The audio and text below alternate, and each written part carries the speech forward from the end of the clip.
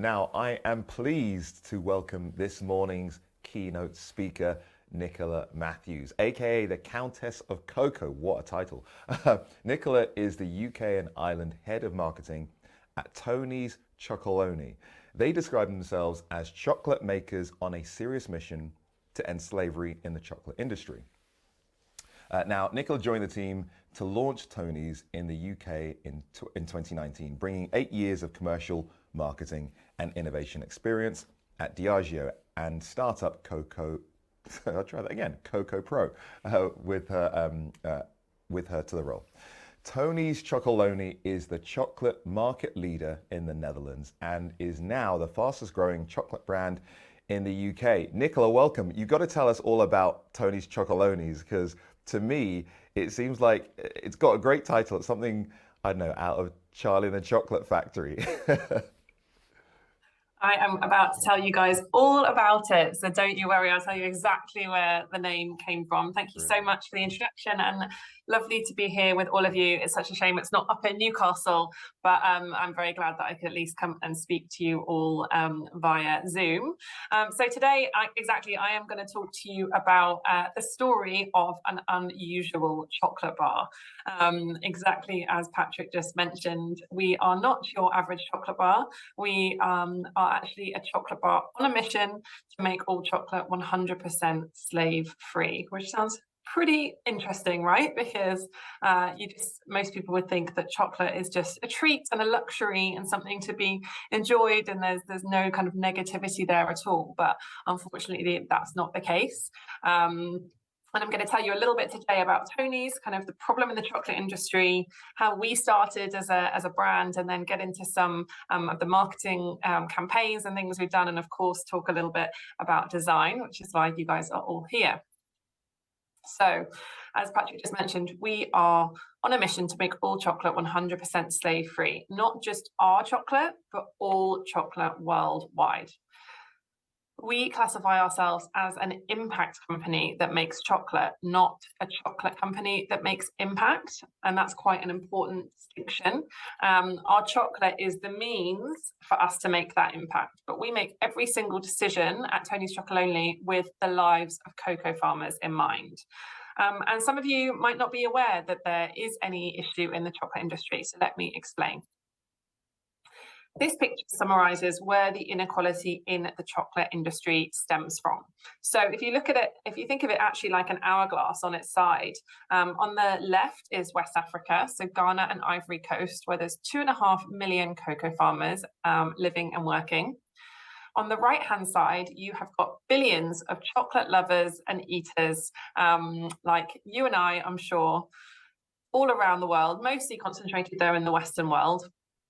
And then in the center, that pinch point, you've got 7 big chocolate companies that control all of the world's chocolate production. So that's a mixture of liquid chocolate producers and brand owners like Mondelez, who own Cadbury's and Hershey's and Mars, for instance. Now, they are profit-making companies, so it's in their interest to pay as little as possible for cocoa, and that makes the price paid to cocoa farmers inhumanely low. So that means 2.5 million farmers and their families are working incredibly hard every single day to produce cocoa, to make money for their families, to produce cocoa for the Western world so that we can enjoy chocolate. But they are living way below the poverty line. I just mentioned there's 2 small countries there in West Africa, Ivory Coast and Ghana. They're on the equator, so that's the perfect conditions to make cocoa, which is why 60% of the world's cocoa comes from just those 2 small places. So if you think of any big chocolate brand that comes to mind right now, they will buy their cocoa from there. And as I mentioned, 2.5 million farmers and their families living and working on smallholder farms. And because of the poverty driven by those cocoa farmers not earning enough money, there is also 1.56 million children working illegally on those cocoa farms. And at least 95% are doing what is classed as hazardous work. So that is kids working on farms, not going to school, but carrying heavy sacks of cocoa, using pesticides, not having the right equipment, and doing things that are really dangerous that kids just shouldn't be doing.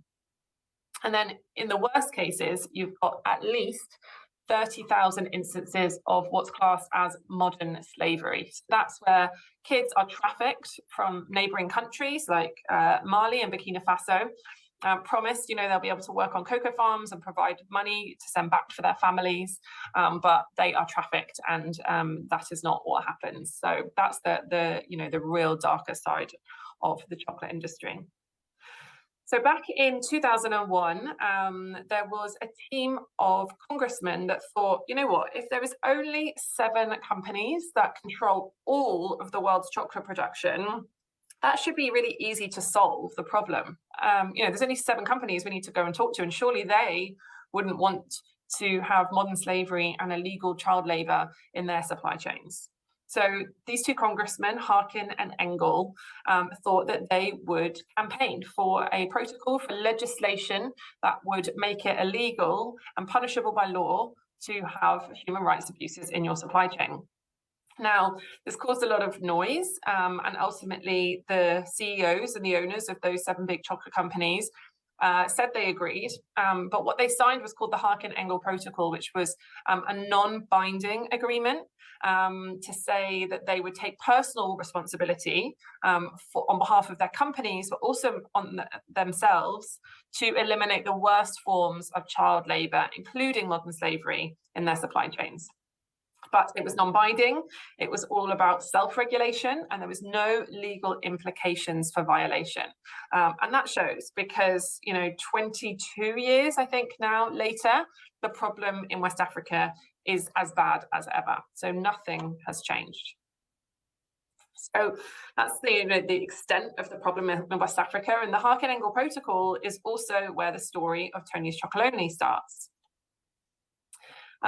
It starts with a team of journalists in Amsterdam who were reading in the newspapers about the chocolate industry, and they make a TV show called Koeringsteen van Waarde, which is, in rough translation, Food Unwrapped. So they made a show that delved into the food industry and was kind of a bit of a comedy, breaking open the myths of the claims that companies would make on their wrappers and about their products. They decided to delve into cocoa and chocolate as part of one of their shows. And they thought, right, it's 5 years after the Harkin-Engel Protocol was signed. This is the first deadline. They said they would eliminate it by 2005. Let's see what's happened.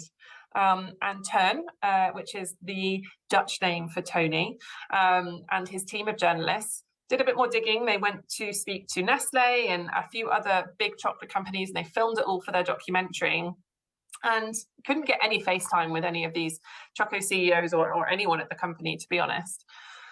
So they decided kind of to put it in their documentary. They flew to Ghana in West Africa and spoke to 2 former child slaves who'd worked on cocoa farms, got them to kind of write testimonials about their experiences, and kind of came back. Teun filmed himself on TV eating 15 different chocolate bars from 15 different big global brands, and then calling the police and telling them, you need to arrest me because I am knowingly eating chocolate that has been, the cocoa has been farmed by children illegally. Therefore, I am financing child slavery in cocoa. I am a chocolate criminal. Now, as you can imagine, the person on the end of the phone, the police person, thought it was a prank and laughed and put the phone down and told him not to worry. But when that documentary came out, it created a bit of noise. It was very activist. It was, them using their journalistic means to make some noise and draw attention to this issue that most people had no idea about. But it didn't do enough. So the journalists decided to take it one step further. Teun decided to hire a lawyer to get himself put into jail for being a chocolate criminal. Now, I know you guys aren't law students, but that's a pretty funny brief for someone to get. Can you please put me into jail, not get me out of jail? But they thought if they could take this, the chocolate industry, to court, if they could get these former child slaves to come over and testify against them and put Teun into jail, that would create so much noise that these big chocolate companies would have to be held to account. So there was a 2-year court case. It went to court. Some of the children that Teun had interviewed in West Africa came over to testify against him in court. But ultimately, the judge decided that they couldn't link the cocoa in the bars that Tern had eaten to the cocoa that Herman, the boy that was testifying, had farmed. So it was a bit of a technicality, but morally, the judge said he had a point. So as you can imagine, that created a load more noise in Amsterdam and the Netherlands around that time, but that still wasn't enough for our journalists. They decided they wanted to create something that would endure, something that would last way longer than just some press in the newspaper. They wanted to show the world that you could make chocolate 100% slave-free. So in 2005, they decided to lead by example and make what they thought was the world's first slave-free chocolate bar. They created 5,000 fair trade chocolate bars in alarming red packaging. And back then, milk chocolate was always in blue wrappers in the Netherlands. So they chose red to really stand out. And Tony's Chocolonely was born. Now, the name Tony comes from Tern, the journalist. It's the international name for Tony. And Chocolonely comes from his lonely battle against inequality in the chocolate industry. So they sold 5,000 bars in 2 hours at Amsterdam train stations, and a small chocolate company was born. It wasn't ever intended to be a big chocolate company. It was intended to just make noise for this issue in the industry. But it was so popular, they decided to keep going. And our mission has not changed, and our pack design actually has not changed in now 17 years. And that is how we were born. But what have we actually been doing since 2005 to change the chocolate industry? It actually comes down to these 5 things. We call these our 5 sourcing principles, our recipe for eradicating illegal labor from the supply chain. We know that when all 5 of these are in place in your supply chain, you have the best chance of eradicating illegal labor. And you have to have all 5, no cherry picking. It's like a recipe for a chocolate cake. You have to have all of them, otherwise it just doesn't work. First, you have to have full traceability of your supply chain. We know where every single bean and every single bar comes from, and the human beings at the start of that supply chain too, because knowing the faces and the business people that you're working with, has such a huge impact on how you treat them in business and the responsibility that you take for them versus it just being a big anonymous pile of beans that you buy as a commodity like the big chocolate companies do. Secondly, of course, poverty is the root cause of all of this, so we pay a higher price. The government sets a minimum price that has to be paid for cocoa. We actually pay the farm gate price is the minimum. We pay the fair trade premium on top, but that still isn't enough to get farmers to earn a living income, so a basic living wage. So we bridge the gap with the Tony's premium.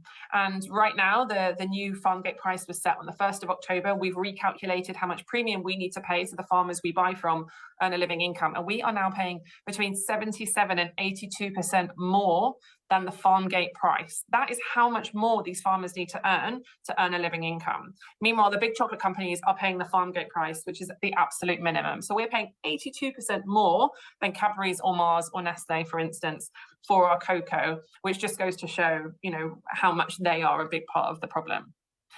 The 3rd and 4th sourcing principles here are all about working with farmer cooperatives, supporting farmers to become stronger, more professional business people, and having a 5-year agreement with them. So they know they're getting a minimum of 5 years of sales from Tony's. So that means they can plan ahead, they can invest for the future, they've got guaranteed income coming from us.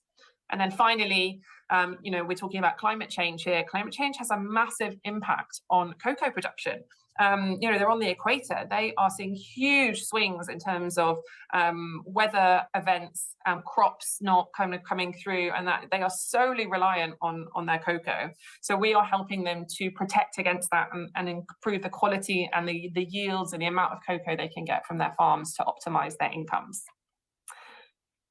That's our 5 sourcing principles, what we're doing to reduce child labour in our supply chain. But as I said at the start, it's not just about our chocolate, it's about all chocolate worldwide. So how do we get the rest of the world to adopt our sourcing principles? Well, this is our roadmap.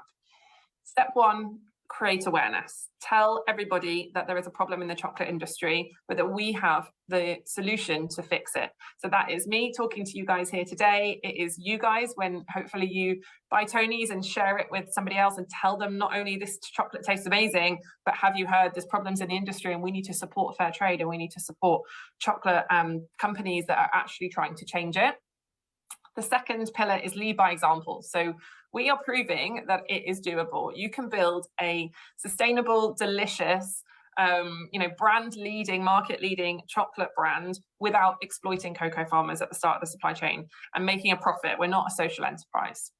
So we're proving it can be done. And then the third pillar is the most important. We need to inspire people to act. We need to inspire Choco fans like you guys to buy differently and to shout about our story and to help us spread the issue with word of mouth.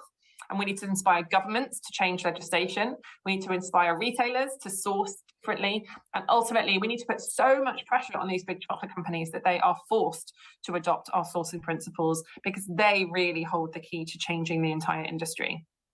And in that last pillar, we've done something called, we've created something called Tony's Open Chain. That is our industry-leading initiative that invites other companies who buy cocoa to adopt our sourcing principles, because we cannot change it by ourselves. We don't want to be market leaders in chocolate. So that's how we grow more cocoa being sourced according to our sourcing principles from West Africa. And we've had some really great success with this so far. So the first mission ally who joined Tony's Open Chain and adopted our sourcing principles was Albert Heijn in the Netherlands. So think of the Netherlands version of Tesco's. They are making all their private label, own label chocolate now according to our sourcing principles. And you can see the little Open Chain logo there. Then we had Chocolade, a German chocolate brand. Fly Foods, who are a chocolate milk brand as well in Germany.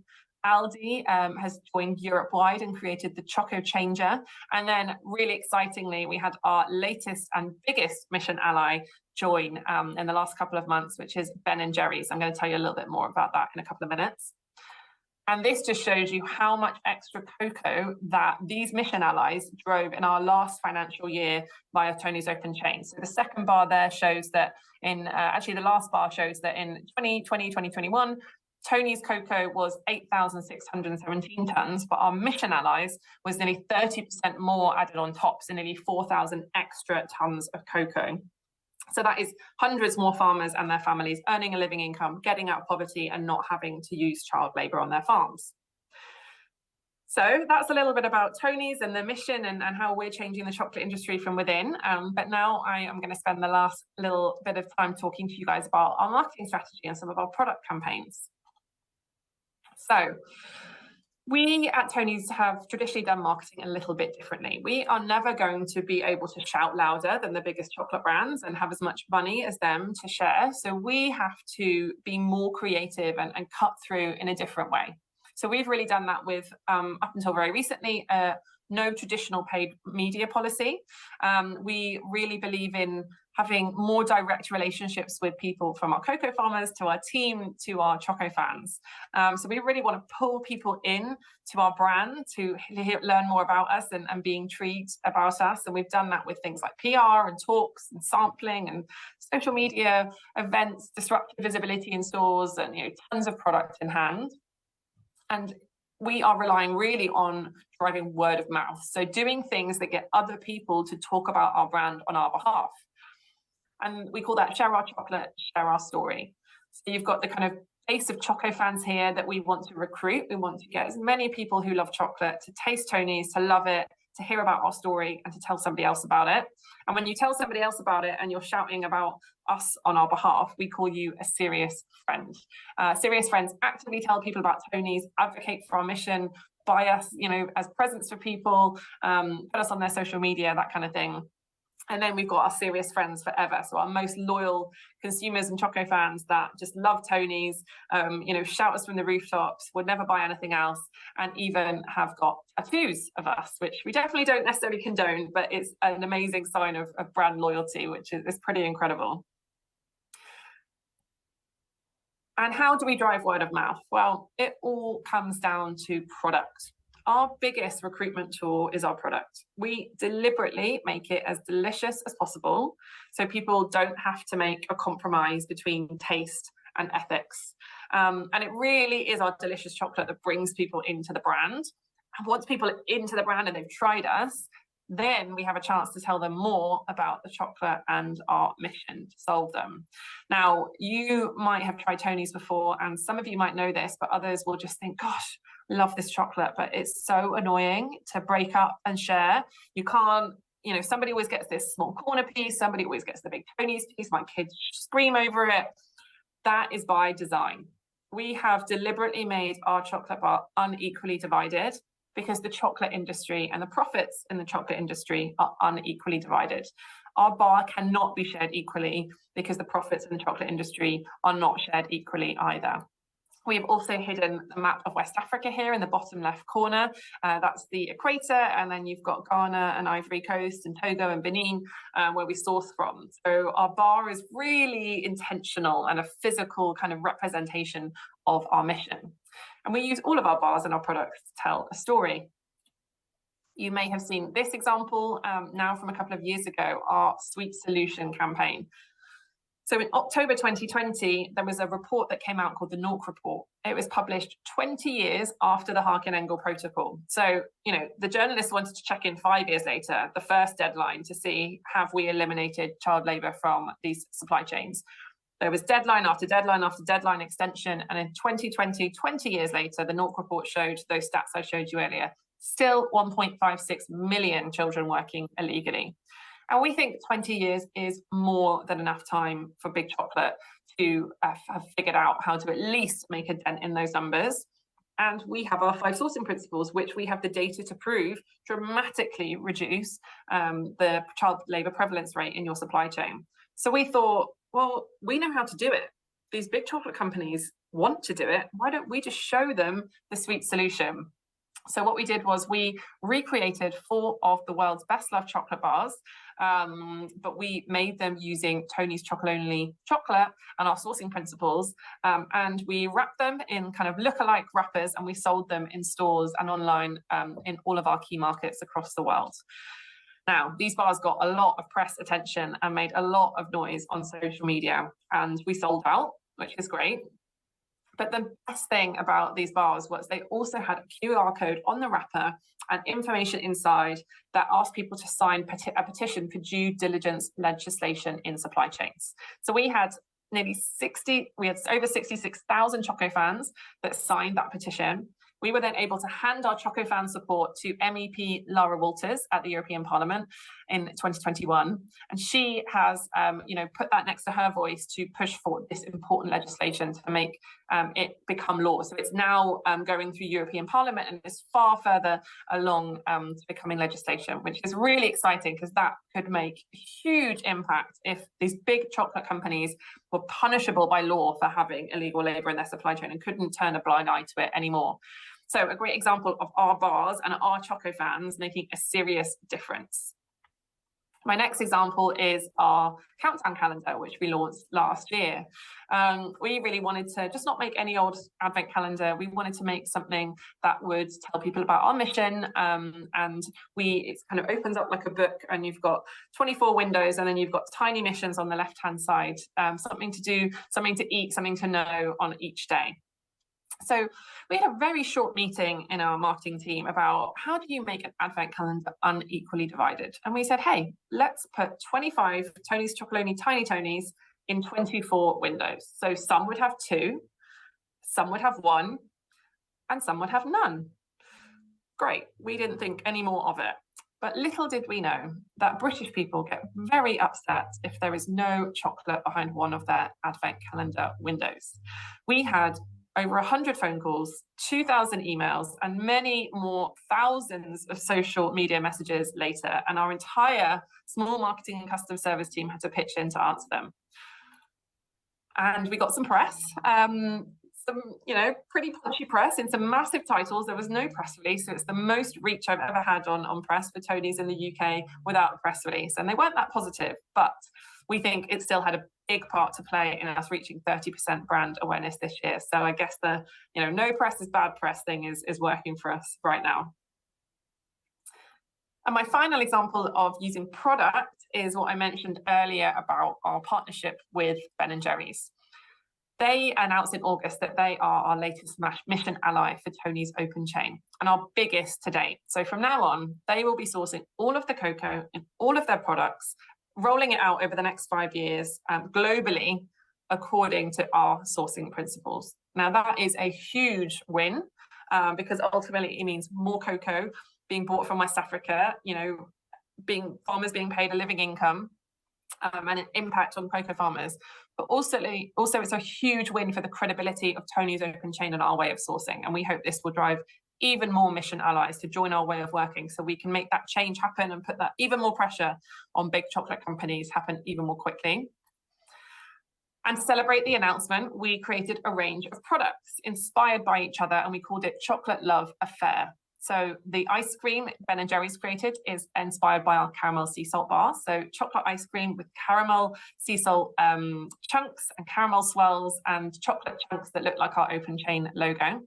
And they're in store now. If you have not tried it yet, it is unbelievably delicious. You can get it in Co-op and Waitrose and Sainsbury's, I think in Tesco, kind of most of the big stores. And then we are launching our bars in January. So we are launching dark milk fudge brownie and also a white chocolate strawberry cheesecake bar to kind of pay homage to some of their best-selling flavors too. And from a design perspective, this was a really interesting one. How do you bring two very distinct brand worlds and brand personalities and tones of voices together on pack and throughout a campaign? So you can see here the clouds and the fields is the Ben & Jerry's look and feel. But they've added a red ribbon here. We called it Chocolatey Love Affairs. We came up with this little heart and banner together, and then we've got both of our kind of key logo lockups on the front of pack, as well as the Open Chain logo.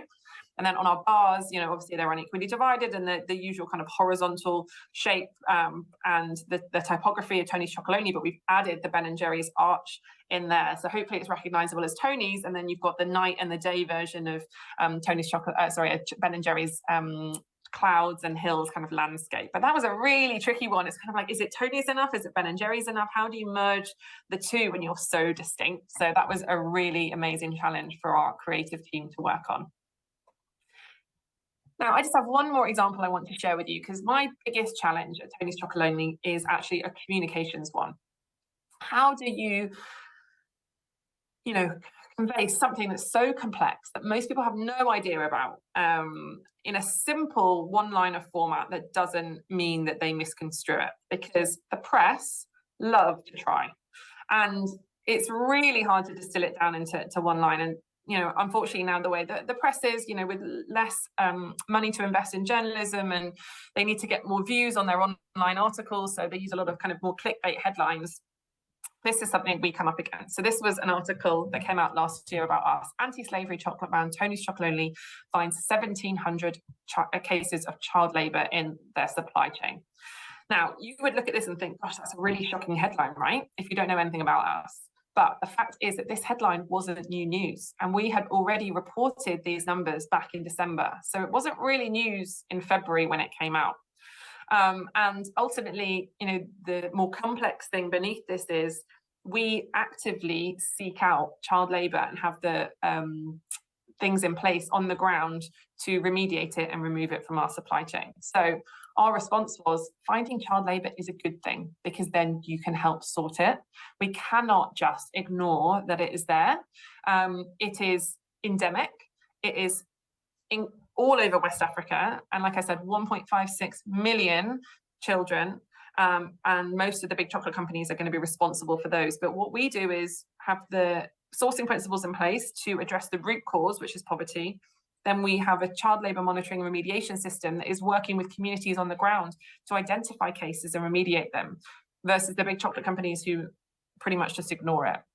So yeah, my biggest challenge is the communications one. But ultimately, hopefully now you guys understand a bit more about it and can become our serious friends. And, when we're being criticized in the press and social media, when people think we're the bad guys, you can stick up for us and let them know that actually, no, it's more complicated than that. And we really are on a mission to make all chocolate 100% slave-free, but we cannot do it by ourselves. We need you guys to support us. And we also need Big Choco to copy us so that we can get there quicker.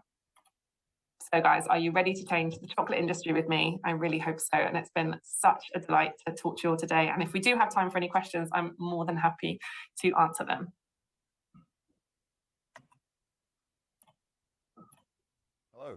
Okay, Nicola, that was great to hear about Tony's Chocolonely's.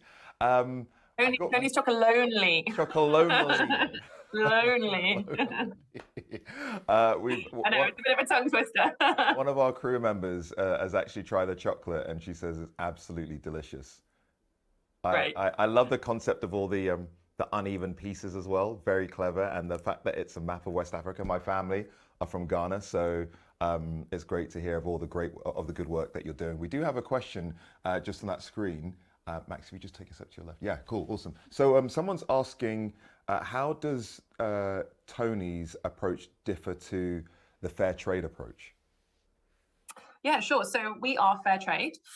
Fair trade exists to address some of the key things that we address in terms of farmer livelihoods and getting farmers out of poverty. And to be fair trade certified, you cannot have any child labour in your supply chain, and you also have to pay more than the farm gate price. So you pay farm gate price, then you pay the fair trade minimum on top, and there's some other kind of fair trade premiums. But like I said, fair trade's a great start. But they're a third-party certification. They can only go so far. Whereas for us, we have taken responsibility as a chocolate brand for our full supply chain and decided to go further and said that actually we need to pay farmers the living income reference price, which we decide with fair trade. So that's the Tony's premium gap I was talking about, adding 70 to 80% more on top. So we're fair trade. Fair trade's a great start, but chocolate companies themselves need to take more responsibility and go even further, because that isn't enough right now to get farmers out of poverty and to eliminate child labour from the supply chain. Great. I think we've got one. Should we give it one more question, guys? Someone's asking, how important for scale and scaling? How important for scale and scaling for Tony's to achieve its goals? I'm not sure what the yeah, how important is it for us to scale? Yeah, it's crucial. So like I said, we don't want to become #1 market share. We need other big chocolate companies to join us, but we do need to become a big enough, credible enough chocolate brand that the big chocolate companies can't just dismiss us as this small, annoying Dutch chocolate brand, right? So we need to grow, we need to be in every category, we need to get as many chocolate fans to buy us as possible, so that we have a seat at the table and we are deemed credible and a voice that needs to be listened to. So we want to get to a certain amount of scale, but ultimately we can't change the entire industry unless the big chocolate companies also adopt our way of sourcing. Brilliant. I've got one more question for you, Nicola. I might have missed it when you were talking about it. Where did the name actually come from? So that's Tony, who is the journalist Turn, and Chocolonely because it was his lonely fight against inequality in the chocolate industry. Amazing. Absolutely love that. And it's been great to hear from you, Nicola. All the best to the Tony's Chocolonely's team. And I look forward to trying my first bar. Okay. Nice one. Thanks very much, Nicola. Okay, guys, we are now going to have a break in this room, but don't forget to have a look around the platform and join some of the other sessions. And of course, please do leave your thoughts in the various chat rooms. We'll be back here at 11:30. We're going to come back at 11:30 for sure, guys? I think that's a yes. We see a thumbs up. We'll be back here at 11:30 to hear from leaders in transportation and the co-authors of a book on regenerative design and more. We will see you then.